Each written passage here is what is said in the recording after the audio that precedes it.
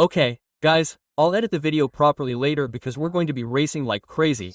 But now Pierre is going to show us how he's assembling the carburetors on the ZZR1 Model D because they were leaking, which is very typical on these bikes, due to the O-rings that join the two fuel inlets to the carburetors. Well, there are others that are the same, but the thing is that they go here in the middle and fill from one carburetor to the other. These are not shared, but hey, the science is more or less the same. This one is easier because you don't need to remove this one.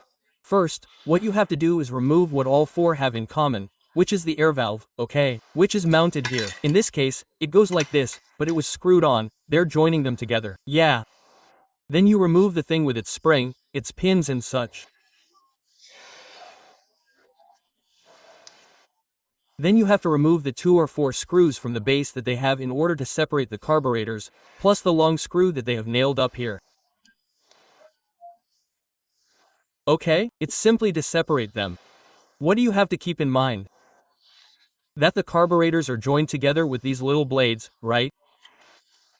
To accelerate them all, and they have like the intermediate spring plus the intermediate spring. This goes here and this one that goes here, right? The little blade is in the middle with the spring, and this one was well tightened here. This one is not that it's the other one, but okay. Here this one that coincides here has the little spring here supported here in the middle, and then this little blade in the middle as it is here. This is the only thing to be careful of that separates. So that allows us to separate the two ends. To be able to take this out, which this simply goes here embedded, here or goes below. This one, I don't know, you know, it would be the same, right? Or it doesn't go through here. I think it goes down there, almost certainly. Yes, nothing. Put a little silicone grease on it so that the rubbers don't fit in with force, and that's it. Now it would simply be a matter of assembling each one in its position. Let's be clear, come on, the ones that are screwed here, the base below. It would be tucked in here. Let's present it like this. Here goes this connection, the fuel connection, the screws that join the rail. Here is this screw. And the spring, the intermediate spring was missing, right? The spring screw, this giant one. And this spring, right? And the little gadgets for the handles. Yes, and this spring that goes there. This spring goes here in the middle. But it can be put in later, right? I put them in here because it's going to be complicated later. I mean, we put it here, we push it in, it won't. Let us push it because this goes here and it has a position because then they tell me if it goes up or down. The spring has a little pin here, right? That's so the spring doesn't move. So, this paddle has to go on top. So it's as easy as accelerating it a little bit like this, you know? Or we pull this one over there. So we push the spring down, almost better with a flat screwdriver. So that the cam can pass through there. There, if you leave it there. Good. You see how I spit it out? Well, that's what the spring is for. Let's do it again. We push the spring into place. There. This is really the one that we use. The little screw that regulates the heights of the... Yes, of the... There you are. Okay. Then the spring would be pushing the cam.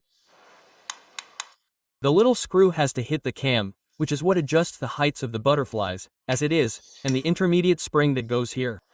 Okay? The closure here has to fit perfectly, because it has like a pre-form, right? The carburetor here has this projection that is embedded here, which is the through screw, this one that goes up here. Okay?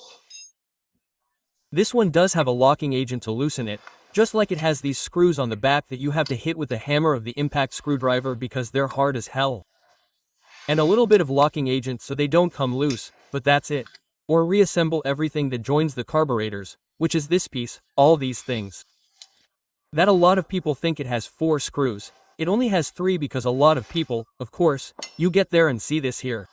Aha, and you say 1, 2, 3, why wouldn't it be here? Okay, and you say, damn, I'm missing one. Here, if you notice, it doesn't even have a mark. Here it does have a mark. It has a mark. It has this one. It has this one and the last one. This one here where the spring goes, they don't usually have one. Okay.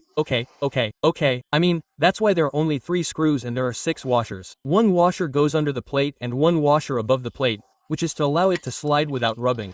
This is Teflon and track. then it would have its own spring here. And remember that the one that has the spring never has a screw. I don't know why. Don't tell me the Japanese explanation, but of that page. And that's in all Japanese brands, it's not in all the 4-gear calculators. There's always one that doesn't have it. I don't know. The first time I saw it I said, damn, I'm missing the screw. But no, they're like that. Okay.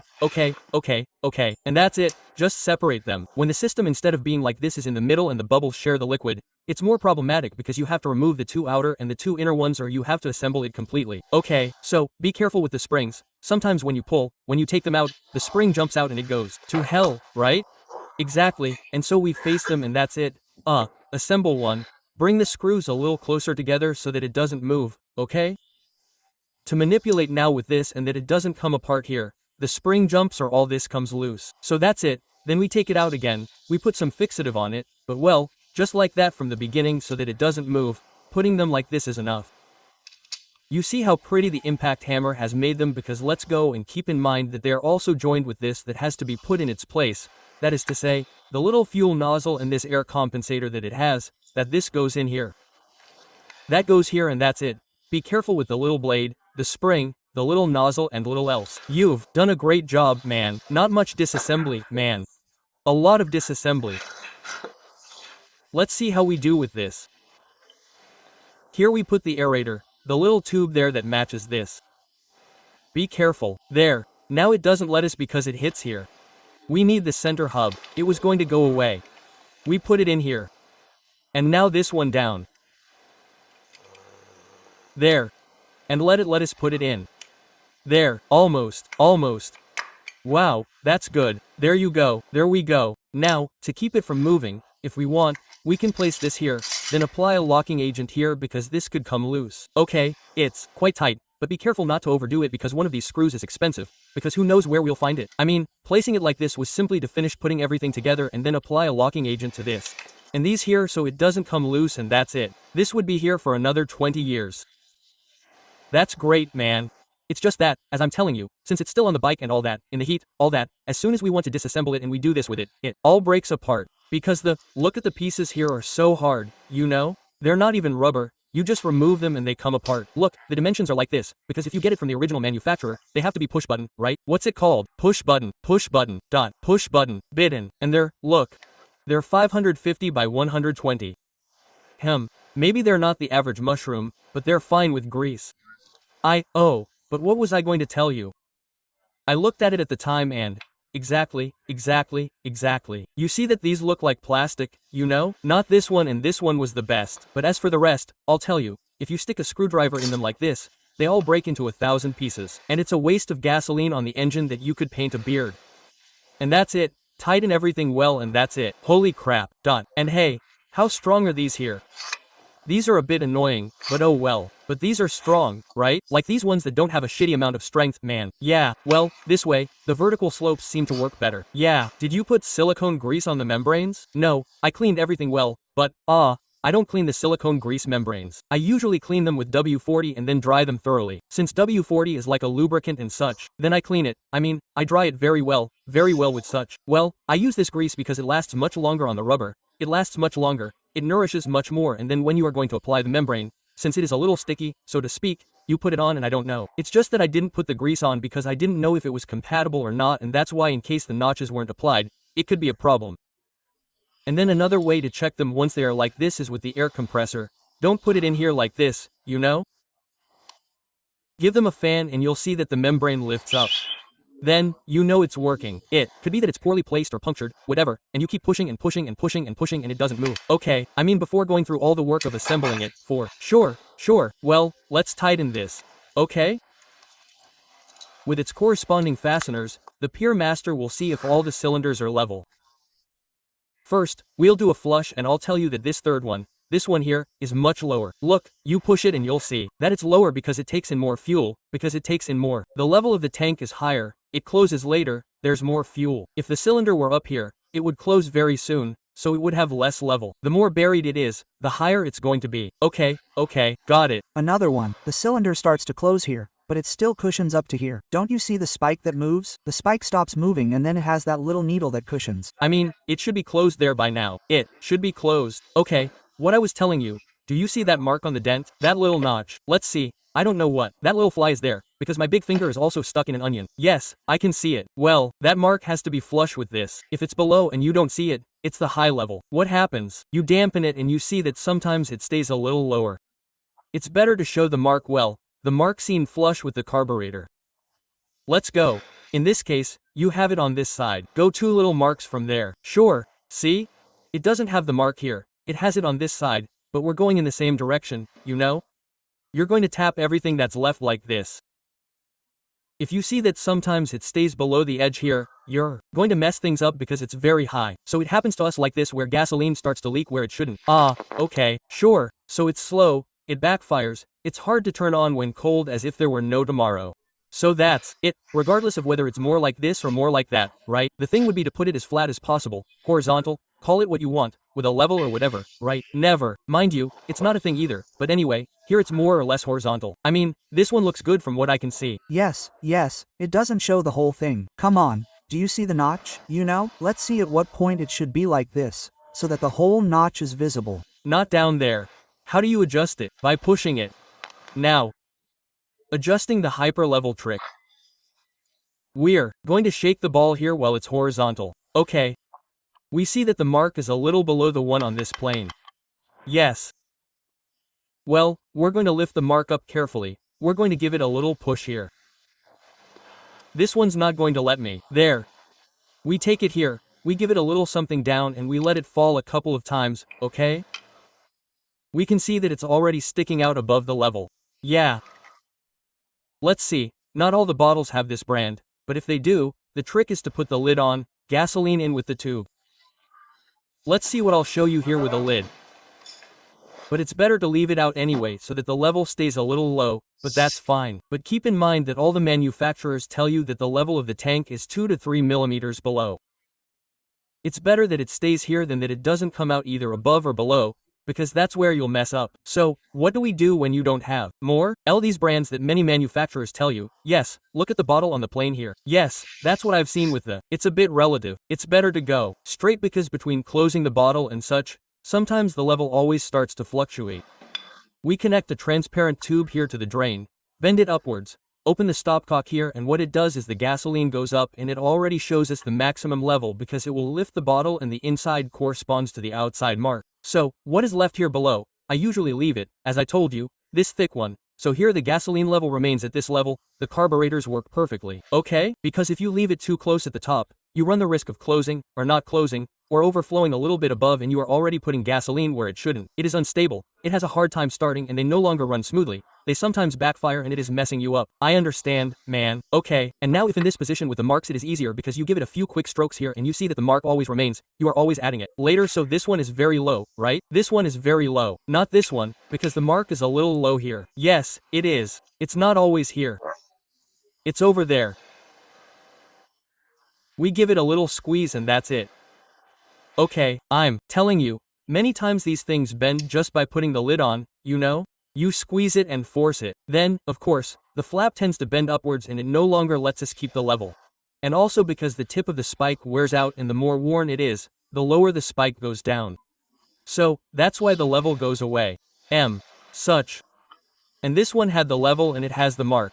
There, since this is buried deep, I don't know if you can see it. Yes, it's buried deep, of course. So, that's it. We do the operation of lifting it, we give it a push. CTO, it could be the spike that's more worn than any other. And now we're taking it out here, right? A little more. There. Let's see if it lets us. I don't think I'm bending it at all here, but hey, it doesn't want them. That's where this one isn't very eager. Let's see a little more. You don't want to bend it there either. We're going to have to give it a good twist. That point might not be very worn. Well, I can't tell you, man. They're all placed well, yes. And this one, yes. But in that change was very high up, not very low, man. Compared to the others, could it be or not? Let's see. I see that one is the highest of all. Highest of all. Yes, it's still the highest of all. Well, let's do it. I think that point is badly placed, man. I don't know why it gives me, but oh well. There. it doesn't work well. We're going to disassemble this one. Let's check it and see what's going on. It's A little clumsy, you know? like this one. And the button damper works well. Yes.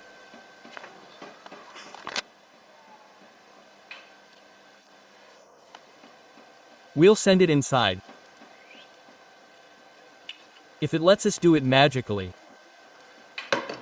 What happens? Put them straight, bridge straight, down you want them.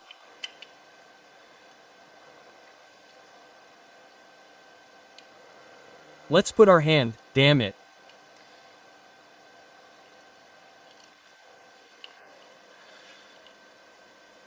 That mark there. Yeah, that thing that's always like a cat or something. No, man, that's the tank of that bike that's taking in air. Really, it happens to the bike when it's weak and listen. That's what creates a vacuum in the tank and the membrane on top doesn't work well, so it takes in air through the, otherwise. This gasoline will cover up on top of it. I'm going crazy too. I was in the garage. I say, is that milk that's making noise over there? It's touching my nose. Quote. There you are, Cinchi. How do you see it level in the crack? I see it a little higher than the others. A little, huh? But hey, I'm also telling you whether it's higher or not also depends a lot on the wear of the spike. Well, but now we're perfect. Right nose, right nose, right nose and right nose. Then another option you have to check before assembling them and see if the strut's close properly or the rubber that goes here holding the strut holder is closed. You connect a fuel tank here at the top and the way they are turned, no fuel should come out anywhere. The moment you see that the strut gets wet or gets dirty through here through the R, that's bad.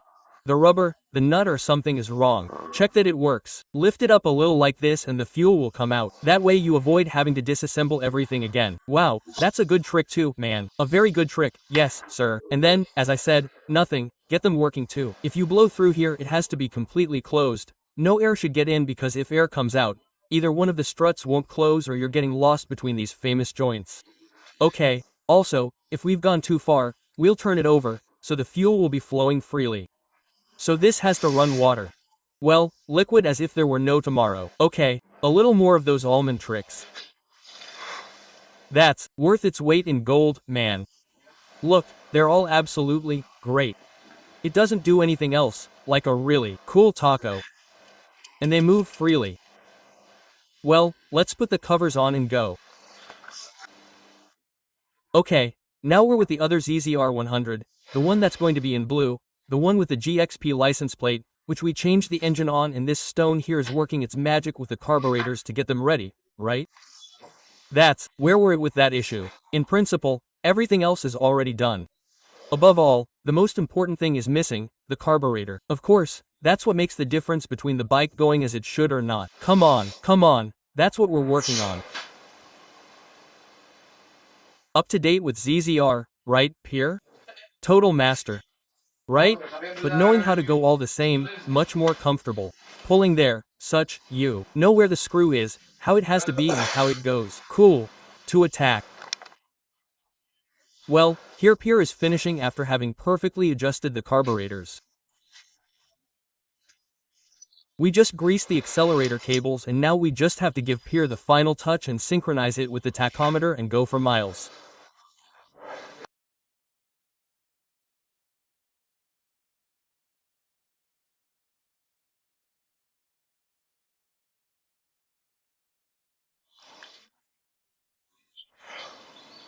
Hey, how the coil connections are placed is here on the left, which is the 4-in-1.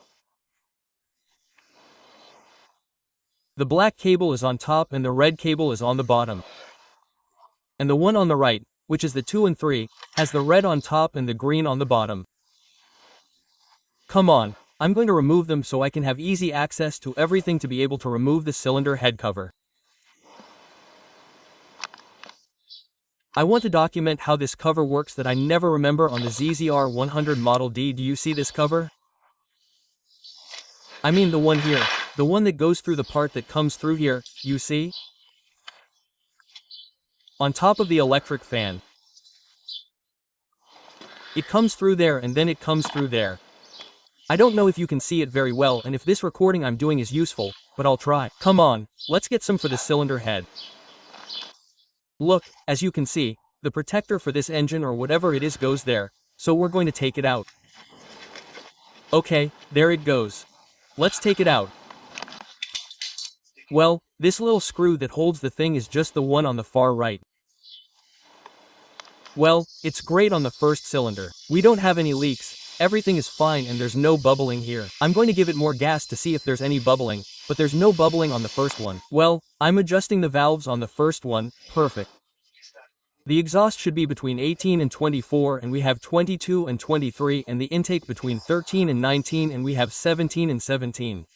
I'm already measuring the cylinder leak test on cylinder number 2 and it's perfectly within the limits. It has no leaks, it's working hard and there are no bubbles coming out due to the radiator issue here on cylinder number 2. So let's go with this cylinder. Well, now I have to measure the valve clearance on cylinder number 2 and then we'll go to cylinder number 3. Well, on cylinder 3 it's perfect. See? And no bubbles come out. So 3 is also great, there's no recoil at the moment. Okay, everything is under control there. I'm going to give it a go to see if there are bubbles. With the pressure gauges doing the valve adjustment. And here are the valves of cylinder 1 and 2, all 8 are perfect, both the 4 intake and the 4 exhaust. But on cylinder number 3, the right exhaust valve is perfect, it's 19, it has to be between 18 and 24. On the other hand, the left one should fit at 18 and it doesn't. Let's see if the 15 fits and if not, that paste has to be changed. I mean, no, sorry, it has to be changed because the 18 doesn't fit, but I want to know how thick I have to change it. Let's see if the 15 fits. There are only 5, that is, the next step of the pad. Well, and the fourth one is also perfect. And nothing comes out there, nothing, not a bubble. I'm going to give it some work. Well, the valve release on this bike has gone very well.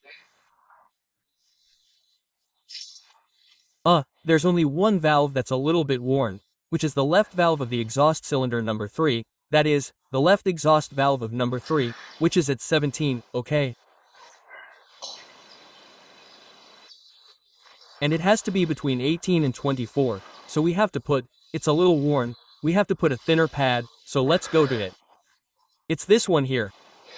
We're going to remove the pad it has and put the new pad in. Okay, the pad we took out is a 265, so we have to see a 260 that I had here among the spares. This one is a 260.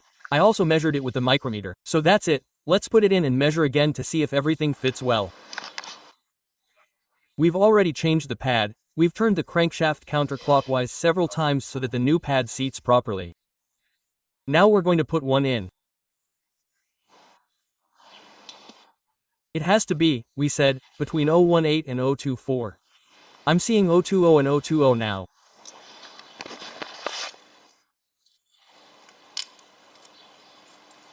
It fits a little tight. 020, let's see if 018 fits. The 020 fits, but a little tight. I mean, it's going to be between 019 and 020. Let's go, the 018. The 018 fits comfortably, so let's say it's at 019, okay? 019, done. Well, they would all be within the range. Once I've made the correction, the valve adjustment, and measured that there are no leaks, we're going to put new spark plugs in, okay? In this engine, new spark plugs. The spark plugs are NGKR, the crossing. Let's see if you can see it well here.